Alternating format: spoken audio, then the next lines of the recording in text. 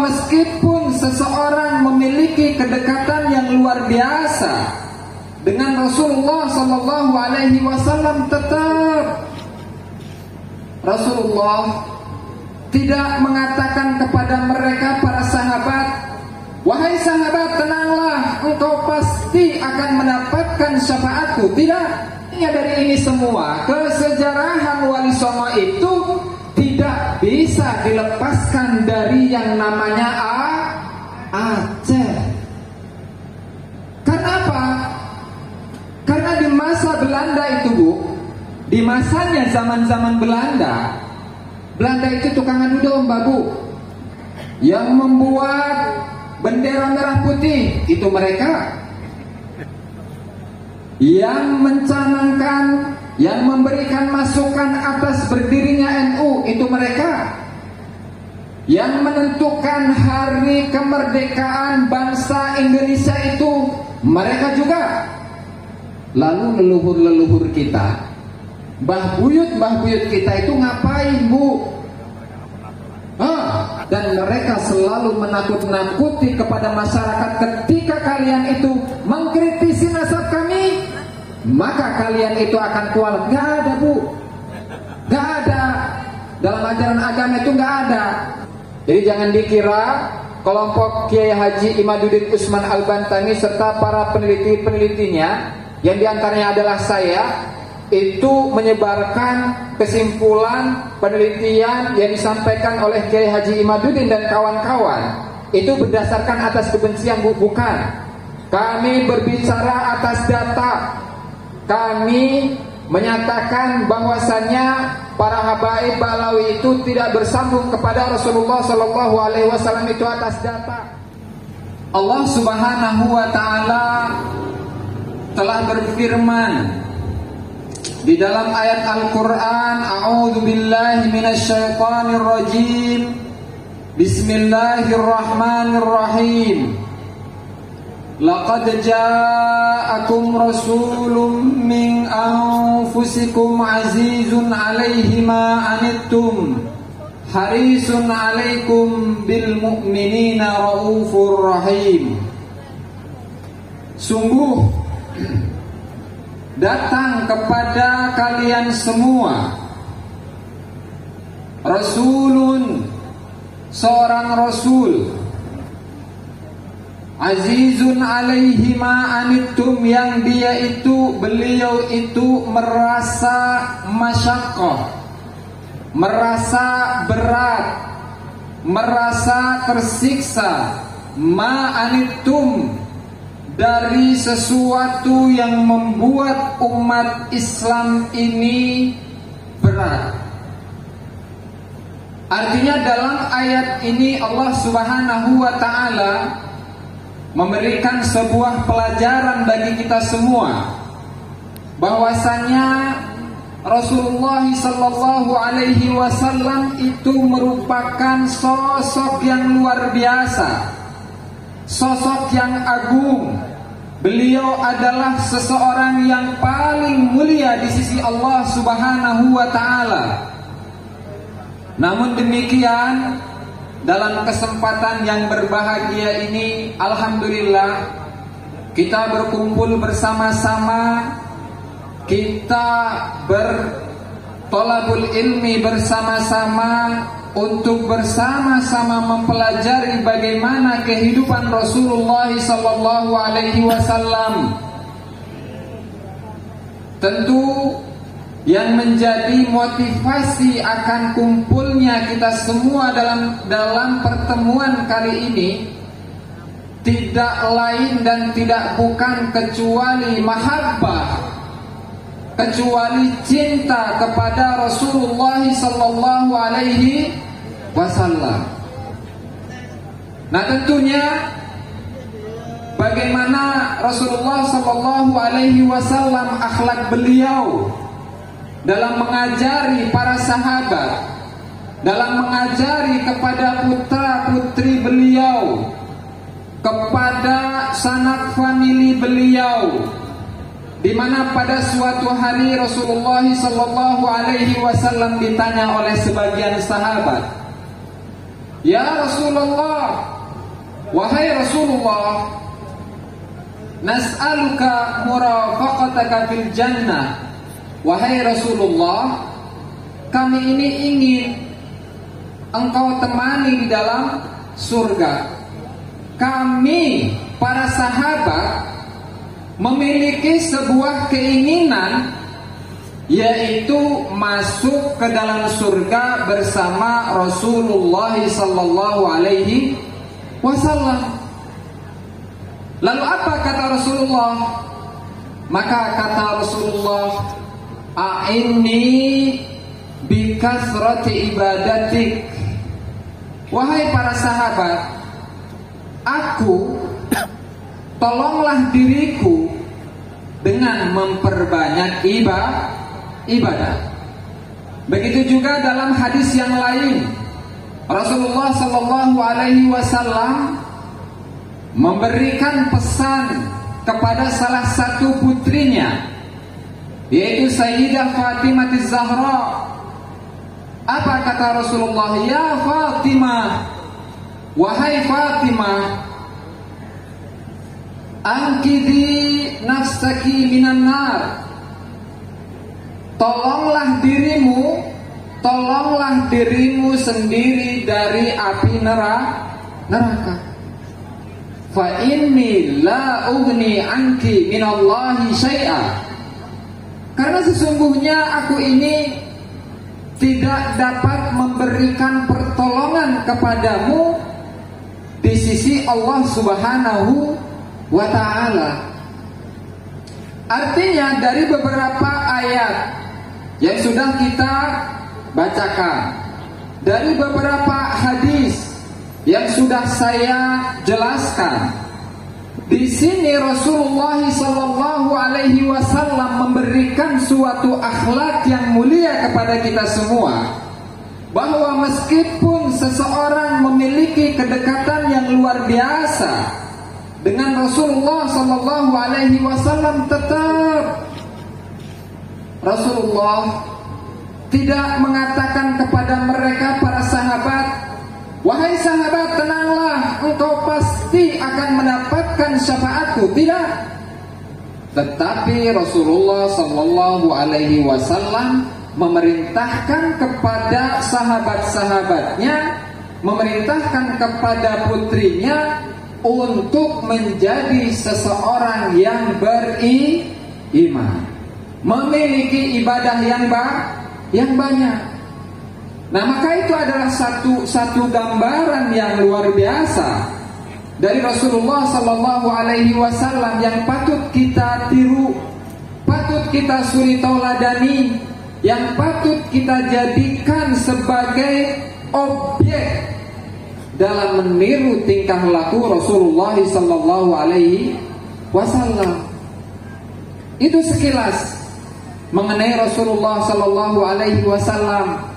Tadi juga sudah diceritakan oleh Kiai Haji Misbahul Mustafa mengenai bagaimana kelahiran Rasulullah sallallahu alaihi wasallam, bagaimana umat ini mulia, bagaimana umat ini dengan datangnya Rasulullah sallallahu alaihi wasallam menjadi umat yang paling utama di antara umat-umat yang lainnya.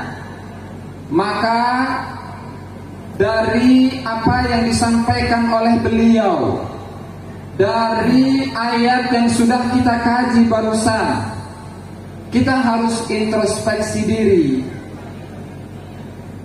terutama bagaimana kita ini mempelajari kesejarahan dari Rasulullah sallallahu alaihi wasallam. Rasulullah itu tidak pernah menjamin kepada seseorang akan syafaat, akan pertolongan, lantaran ada unsur kedekatan, unsur kerabat antara Rasulullah dengan kerabat-kerabatnya, antara Rasulullah dengan sahabat-sahabatnya, antara Rasulullah dengan putrinya sekalipun. Maka dari situlah kenapa ajaran dari Rasulullah, agama yang dibawa oleh Rasulullah Sallallahu Alaihi Wasallam itu sampai kepada kita semua. Ini mohon maaf jika jadi pulau niku aslinya tiang jauh itu, saya setuju. Pulau niku aslinya tiang Purwodadi. Nah cuman saking tahun 2016 niku pindah teng Banten. Cuman pulau niku buatan pate lancar. Nah, napa ngomong bahasa Jawa nih kasar, buatan pena.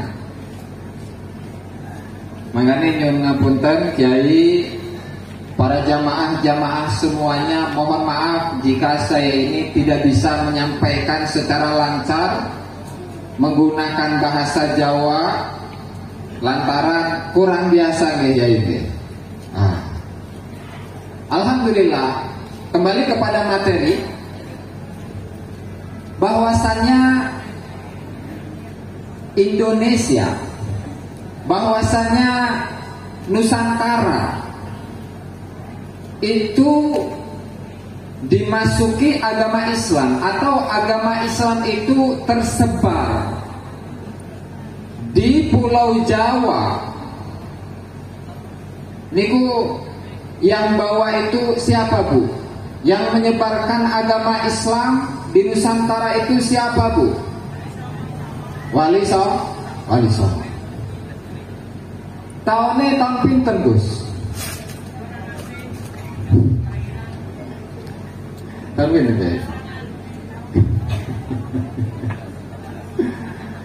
Secara umum abad 13-14 nih. Nah namun di sini saya akan menceritakan bahwasanya Islam sampai ke bumi Nusantara itu ternyata di abad-abad awal, di abad-abad kedua Hijriah. Lah kok bisa, dari mana ini? Terus Wali Songo itu asalnya dari mana? Apakah langsung dari Arab? Apakah Wali Songo itu langsung datangnya dari Hadramut? Apakah dari Yaman? Ataukah dari India? Ataukah dari Pakistan? Ataukah dari Cina? Atau mana ini Bu? Wali Songo itu saking pundi Bu? Mesir? Waduh, saking Mesir.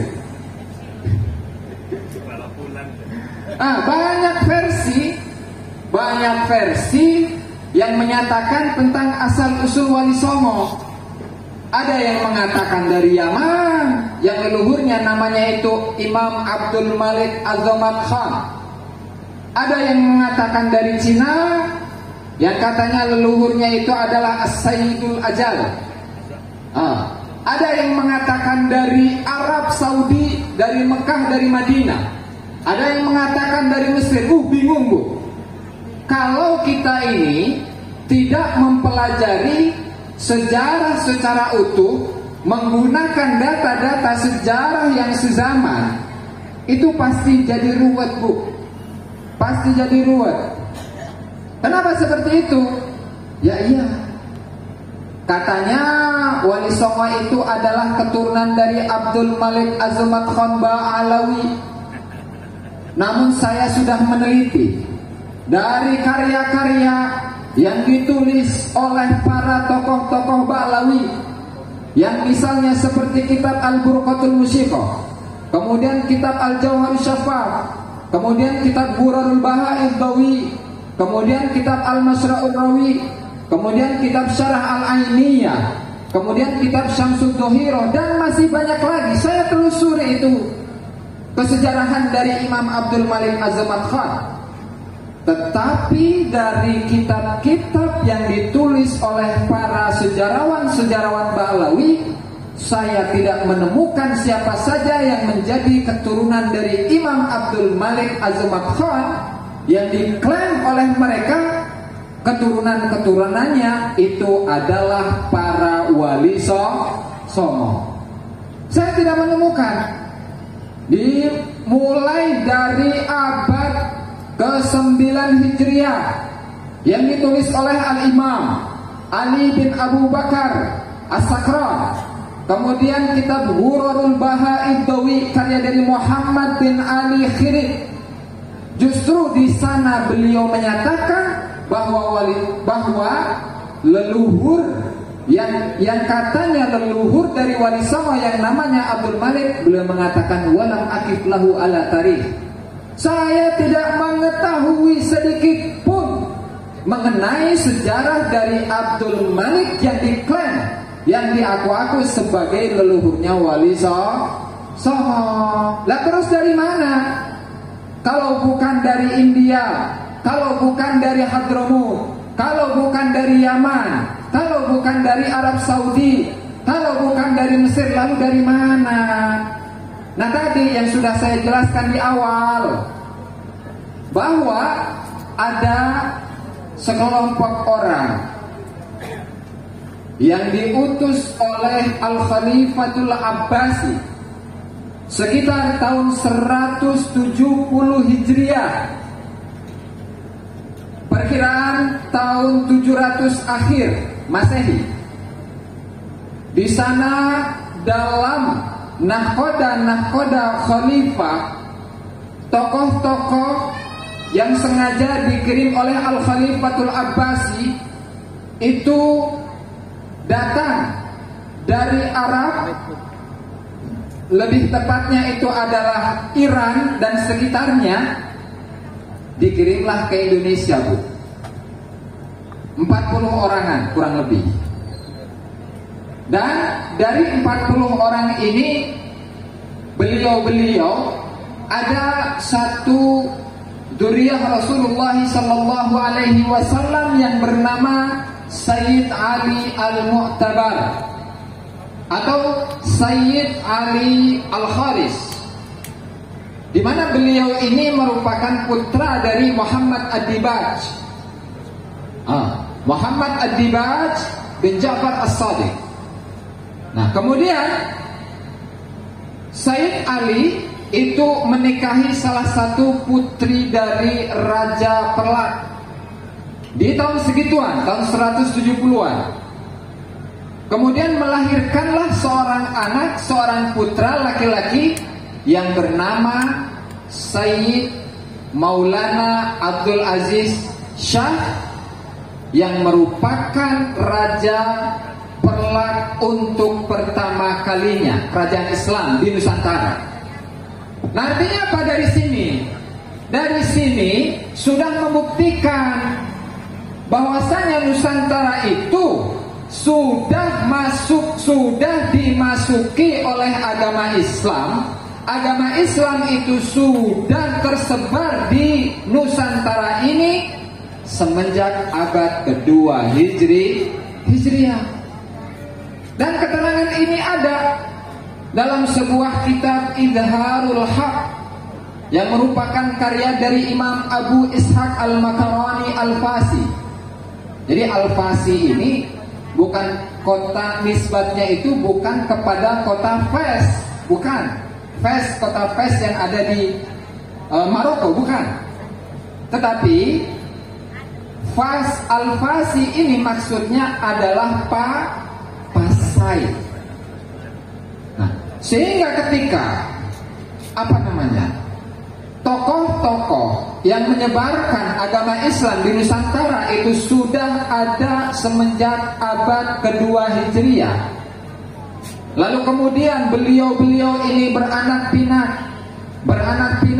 menurunkan keturunan-keturunan, para raja, para orang-orang yang terhormat, kemudian menurunkan Al-Malikus Saleh, kemudian menurunkan Al-Malikus Zahir, kemudian menurunkan Raja atau Al-Malik Zainal Abidin atau yang dikenal dengan Malik Ibrahim. Maka dari Malik Ibrahim atau Raja Ibrahim ini menurunkan sebagian besar dari Wali Songo yang menyebarkan agama Islam di Pulau Jawa. Ngerti apa buatan, Bu? Bu, ngertas napa mboten? Saged dipahami napa mboten, Bu? Ngantuk napa mboten, Bu? Nah ngantuk kok, kula nggih sami-sami ngantuk nggih Bu. Kula langsung mantuk saking mriki. Masya Allah, jadi itulah rangkaian dari kesejarahan Wali Songo yang diteliti, ditelusuri oleh sahabat-sahabat yang memang mendalami kesejarahan Wali Songo. Masya Allah, kita punya teman yang ada di Jawa Timur menelusuri Wali Songo, kesejarahan Wali Songo. Kita punya teman yang ada di Batam menelusuri juga kesejarahan tentang Wali Songo. Artinya dari ini semua, kesejarahan Wali Songo itu tidak bisa dilepaskan dari yang namanya Aceh. Karena apa? Karena di masa Belanda itu Bu, di masanya zaman-zaman Belanda itu tukang adu domba Bu, antara yang bertempat tinggal atau penduduk Pulau Sumatera itu diadukan dengan yang di Pulau Jawa, antara yang di Pulau Jawa diadu domba dengan yang ada di Pulau Madura, diadukan dengan Kalimantan, diadukan dengan Sulawesi, diadukan dengan kepulauan-kepulauan yang lain. Sehingga ketika upaya untuk memecah belah umat dari kalangan Belanda ini sukses, maka kesejarahan dari bangsa Indonesia ini akan lenyap. Ketika kita itu tidak tahu tentang kesejarahan dari Nusantara ini, maka kita tidak memiliki harga diri Bu. Tidak memiliki harga diri. Karena apa? Karena ada gerakan-gerakan, ada gerakan-gerakan yang sengaja untuk membelokkan kesejarahan kita di masa lalu, bahwa yang mempunyai jasa terbesar itu adalah kelompok mereka Bu. Kelompok mereka yang membuat bendera merah putih itu mereka, yang mencanangkan, yang memberikan masukan atas berdirinya NU itu mereka, yang menentukan hari kemerdekaan bangsa Indonesia itu mereka juga. Lalu leluhur-leluhur kita, mbah buyut kita itu ngapain Bu? Mbah buyut kita, nenek moyang kita itu ngapain kalau semuanya itu diambil oleh mereka Bu? Yang melawan Belanda katanya mereka. Padahal itu Bu, di Banten dan juga di daerah-daerah yang lain, di Banten, di Bekasi, kemudian di Ponegoro, kemudian pemberontakan yang dilakukan oleh masyarakat bangsa Nusantara ini itu dimotori oleh mereka, para duriah, para keturunan Wali Songo, baik itu yang dari jalur laki-laki atau dari jalur perempuan. Nah itu Bu, khusus untuk yang di wilayah Banten, pada kejadian 1888 itu ada yang namanya Geger Cilegon. Geger Cilegon itu Bu, mereka yang memiliki gerakan untuk melawan penjajah, itu ada seorang Habib yang namanya Habib Usman bin Yahya. Datanya lengkap, pengakuan, penulisan, baik itu dari Selat Horgronya, teman akrabnya Habib Usman bin Yahya, ataupun dari penulis-penulis yang lain. Bukti surat-surat itu pun ada, di mana Habib Usman bin Yahya ini memberikan fatwa bahwa siapapun mereka yang melawan kepada Belanda, maka mereka ini masuk dalam kategori orang-orang yang mendapatkan tipu daya dari setan. Ini fatwa apa, Bu? Masya Allah, astagfirullah. Sehingga itu Apakah itu yang dinamakan sebagai seorang pahlawan? Apakah itu yang dinamakan sebagai seorang mufti, sebagai seorang dzurriyyah Nabi yang mengeluarkan fatwa bahwasanya siapapun yang melawan kepada Belanda maka dia termasuk orang-orang yang mendapatkan tipu daya setan. Astagfirullahaladzim. Kembali kepada materi, bahwa apa yang dilakukan oleh para leluhur, apa yang dilakukan oleh bangsa Nusantara di masa lalu dalam menyebarkan agama, dalam mengajak orang lain untuk mengaplikasikan bagaimana akhlak Rasulullah sallallahu alaihi wasallam, itu sangat luar biasa, Bu. Ketika mereka itu mendapatkan sebuah kebenaran, pantang mundur untuk memperjuangkan kebenaran itu, Bu. Dan itulah yang dikatakan oleh Rasulullah sallallahu alaihi wasallam, qulil haqqa walau kana murran. Katakanlah yang hak itu hak, katakanlah yang batil itu batil. Jadi tidak ada ajaran dari Rasulullah yang mengatakan, yang menyatakan bahwa ketika mereka yang mengaku sebagai keturunan Rasulullah sallallahu alaihi wasallam dan mereka selalu menakut-nakuti kepada masyarakat, ketika kalian itu mengkritisi nasab kami, maka kalian itu akan kualat. Gak ada, Bu. Gak ada. Dalam ajaran agama itu gak ada. Tadi sudah diberi contoh oleh Rasulullah. Tadi sudah diberi contoh oleh Rasulullah mengenai putrinya. Bagaimana kita tidak melihat bagaimana kasih sayangnya Rasulullah sallallahu alaihi wasallam kepada Siti Fatimah Az-Zahra, yang mana Rasulullah mewanti-wanti kepada putri beliau Siti Fatimah Az-Zahra, ya Fatimah, wahai Fatimah, ya binti, wahai anakku, angkidi nafsaki minan nar. Selamatkanlah dirimu dari api neraka. Selamatkanlah dirimu dari api neraka. Selamatkanlah dirimu dari api neraka. Ini yang diajak bicara oleh Rasulullah itu putrinya sendiri, Bu.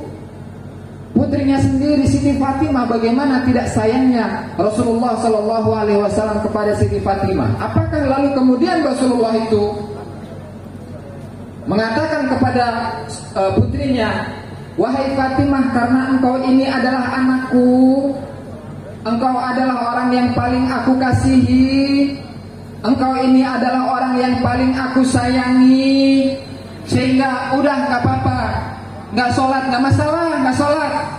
Apakah Rasulullah seperti itu? Enggak, gak ada. Ini langsung anaknya, putrinya Rasulullah sallallahu alaihi wasallam. Putrinya Rasulullah, bayangkan. Kita bayangkan putri Rasulullah, darah daging Rasulullah diseperti itu kan oleh Rasulullah sallallahu alaihi wasallam. Maka mereka siapa mereka itu, Bu? Yang ngaku-ngaku sebagai anak cucu Rasulullah, siapa, Bu? Alawi. Siapa, Bu? Habib. Siapa? Habib. Bukan saya yang ngomong ya? Saya yang ngomong. Oh ya, siapa? Ketika apapun itu, baik mereka itu menjadi ahli maksiat, baik itu mereka mabok-mabokan, tidak sholat, tidak zakat, kemudian mereka pun juga menyatakan, barang siapa yang menyatakan dari orang-orang selain golongan mereka yang memiliki ilmu tidak boleh sama dengan kami, tidak boleh merasa bahwa dirinya sama dengan kami, maka statement, maka pendapat, maka ucapan yang seperti itu adalah salah.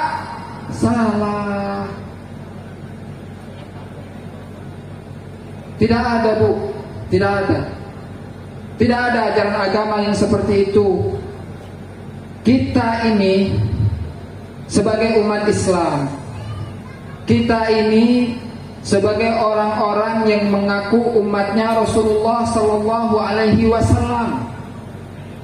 Ketika Rasulullah Sallallahu Alaihi Wasallam itu meninggal, ketika Rasulullah Sallallahu Alaihi Wasallam dalam detik-detik nyawa beliau akan dicabut oleh malaikat, apa yang beliau ingat? Apa yang beliau pesankan?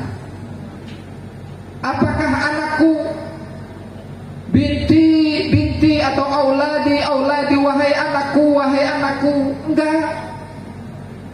Atau sahabatku misalkan, sahabatku, enggak juga, Bu. Atau siapa? Cucu-cucuku, ahfadi, enggak. Tetapi yang selalu diingat oleh Rasulullah Sallallahu Alaihi Wasallam itu adalah umatnya, ummati. Jadi yang Rasulullah Sallallahu Alaihi Wasallam ingat, di dalam detik-detik Rasulullah Sallallahu Alaihi Wasallam nyawanya itu akan dicabut, itu tidak lain dan tidak bukan kecuali kita ini, Bu. Mudah-mudahan kita ini diaku menjadi umatnya Rasulullah Sallallahu Alaihi Wasallam. Amin ya rabbal alamin.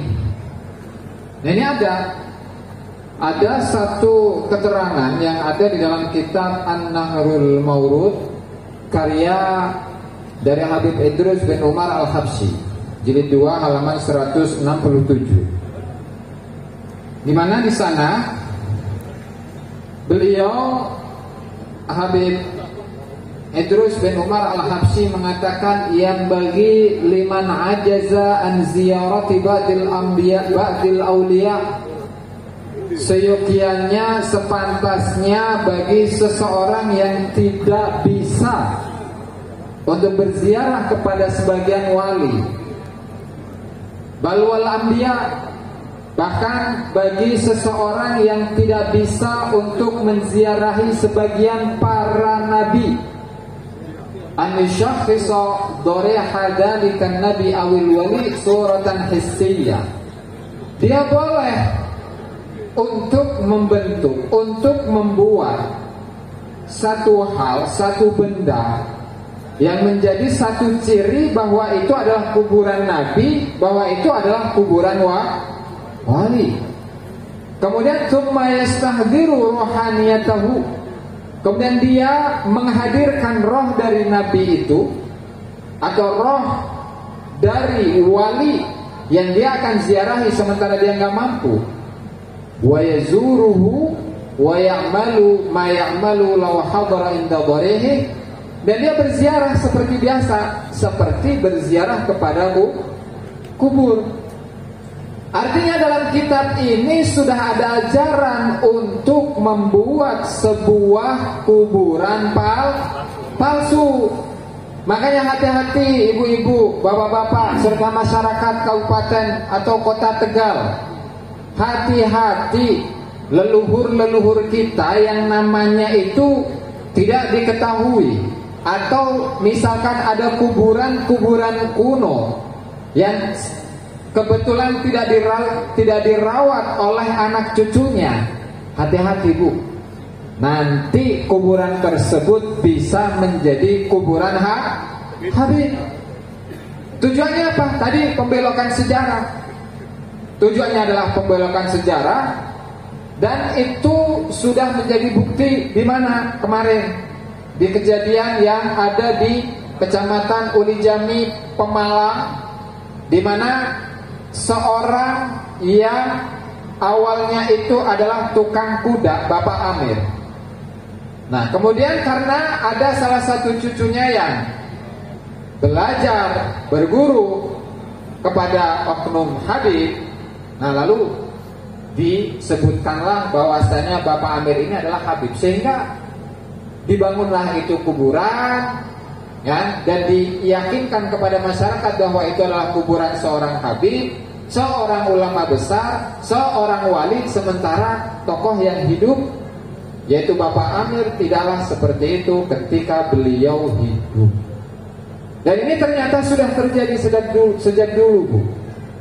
Yaitu diambil dari kitab Fathur Rahimir Rahman, salah satu karya dari Habib Umar bin Abdurrahman Sahibul Hamra, di mana di sana ketika menceritakan tentang leluhurnya para habaib, leluhurnya Ba'lawi yang bernama, yang diklaim mereka sebagai leluhur mereka, yang bernama Imam Ahmad bin Isa, itu di abad 9 Hijriah itu nggak ada kuburannya, Bu. Saya bacakan teksnya. Dan ini saya berbicara tentang data ya, di mana di sana wadufina biha walam yu'rafil ana maudhi'u qabrihi. Dan Ahmad bin Isa yang diklaim sebagai leluhur para habaib itu makamnya sekarang nggak diketahui.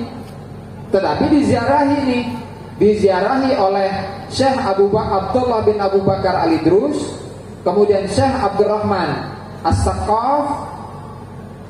Nah, ternyata setelah itu di masa-masa berikutnya ada Habib tadi menceritakan qultu wa waihul unsi fi arja'ihi fa'iha. Dan aroma yang wangi itu semerbak di sekeliling desa Husaisah. Kemudian yus'iru anna fihi ruhan zakiyatan salihah, yang di situ menunjukkan bahwa dalam tempat yang tadi tidak jelas posisi dan lokasi kuburannya itu tidak jelas, di situ menunjukkan bahwa di sana ada roh yang suci yang dikuburkan di sana. Artinya apa? Artinya cara untuk mengetahui atau cara untuk menentukan bahwa yang dimakamkan di situ adalah Imam Ahmad bin Isa itu adalah melalui ronsen kuburan, Bu. Jadi sudah ada dari zaman dulu, Bu. Sehingga sekarang itu hanya menjadi generasi penerus itu saja. Nah, itu barangkali yang dapat saya sampaikan dalam kesempatan kali ini. Mudah-mudahan apa yang kita kaji pada malam hari ini membawa manfaat, memberikan pencerahan untuk kita semua, dan menjadi pembelajaran untuk kita dan generasi-generasi selanjutnya. Amin ya rabbal alamin. Sebelum saya tutup, saya terbiasa untuk mendoakan umat Islam, Bu. Jadi jangan dikira kelompok Kiai Haji Imaduddin Usman Al-Bantani serta para peneliti-penelitinya, yang diantaranya adalah saya, itu menyebarkan kesimpulan penelitian yang disampaikan oleh Kiai Haji Imaduddin dan kawan-kawan itu berdasarkan atas kebencian, bukan. Kami berbicara atas data. Kami menyatakan bahwasannya para habaib Ba'lawi itu tidak bersambung kepada Rasulullah SAW itu atas data, bukan atas dasar kebencian. Sehingga dalam setiap sholat kami terbiasa untuk mendoakan seluruh umat Islam tanpa terkecuali, Bu. Mari kita doa bersama-sama. Allahumma ighfir ummata sayyidina Muhammad. Allahumma ighfir ummata sayyidina Muhammad. Allahumma ighfir ummata sayyidina Muhammad. Allahumma arham ummata sayyidina Muhammad. Allahumma arham ummata sayyidina Muhammad. Allahumma arham ummata sayyidina Muhammad. Allahumma ansur ummata sayyidina Muhammad. Allahumma ansur ummata sayyidina Muhammad. Allahumma ansur ummata sayyidina Muhammad. Allahumma farrij an ummati sayyidina Muhammad. Allahumma farrij an ummati sayyidina Muhammad. Allahumma farrij an ummati sayyidina Muhammad. Wa sallallahu ala sayyidina Muhammad wa ala alihi wa sahbihi wa sallam. Walhamdulillahi rabbil alamin. Barangkali itu saja yang dapat saya sampaikan dalam kesempatan kali ini. Mudah-mudahan bermanfaat untuk kita semua. Jika ada kata-kata yang salah, mohon maaf yang sebesar-besar.